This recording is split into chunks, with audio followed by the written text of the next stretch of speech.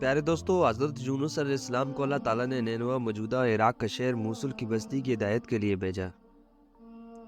نینوا میں آپ علیہ السلام کئی سال تک ان کو تبلیغ کی دعوت دیتے رہے، مگر قوم ایمان نہ لائی تو آپ علیہ السلام نے ان کو عذاب آنے کی خبر دی اور موجودہ تیوانس کی طرف جانے کے لیے نکلے۔ حضرت یونس علیہ السلام جب قوم سے ناراض ہو کر چلے گئے تو قوم نے آپ علیہ السلام کے پیچھے توبہ کر لی۔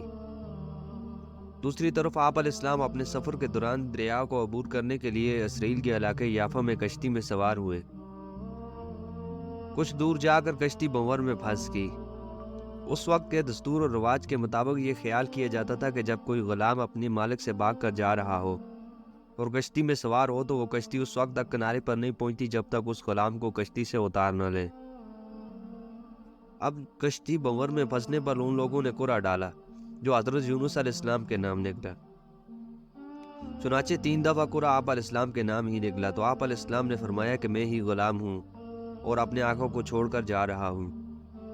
آپ علیہ السلام نے خود ہی دریا میں چھلانگ لگا دی تاکہ دوسرے لوگ کنارے پر پہنچ جائیں۔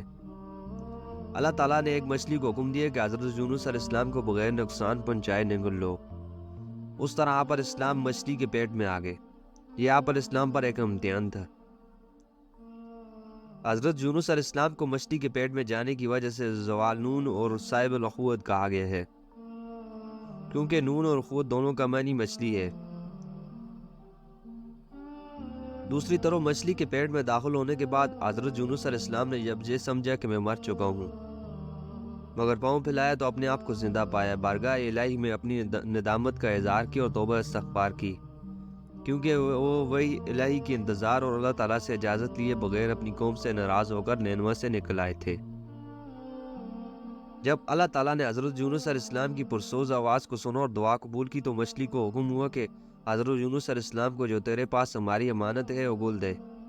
چنانچہ مچھلی نے دریا کے کنارے حضرت یونس علیہ السلام کو 40 روز بعد اگل دیا۔ وہ ایک ایسی ویران جگہ تھی جہاں نہ کوئی درخت تھا نہ سبزہ، بلکہ بالکل چٹیل میدان تھا، جبکہ حضرت یونس علیہ السلام بے حد کمزور و ضعیف ہو چکے تھے۔ حضرت ابن عباس رضی اللہ تعالیٰ عنہ سے روایت ہے کہ حضرت یونس علیہ السلام نومولود بچے کی طرح ناتواں اور کمزور تھے۔ آپ علیہ السلام کا جسم بہت نرم و نازک ہو گیا تھا اور جسم پر کوئی بال نہ تھا۔ چنانچہ اللہ تعالیٰ نے اپنی رحمت سے حضرت یونس علیہ السلام کے قریب کدو کی بیل اگا دی تاکہ اس کے پتے آپ علیہ السلام پر سایہ کیے رہیں۔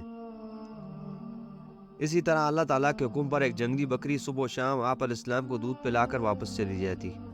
یہ سب اللہ تعالیٰ کی رحمت اور فضل ہی تھا، ورنہ آپ علیہ السلام ضعیف اور کمزور تر ہوتے چلے جاتے۔ پیارے دوستو، آج کئی 100 سال بعد جدید سائنس نے اپنی بڑی مچھلی کے موجود ہونے کی تصدیق کر دی ہے اور کئی تحقیقی اداروں نے اتنی بڑی مچھلی کا اپنی آنکھوں سے مشاہدہ بھی کیا ہے۔ تو پیارے دوستو، اگر ویڈیو اچھی لگی تو ویڈیو کو لائک کر دینا اور چینل پہ ہیں تو پلیز چینل کو سبسکرائب کر دیں تاکہ ایسی اور چھوٹی چھوٹی ویڈیو آپ کو ملتی رہیں۔ شکریہ۔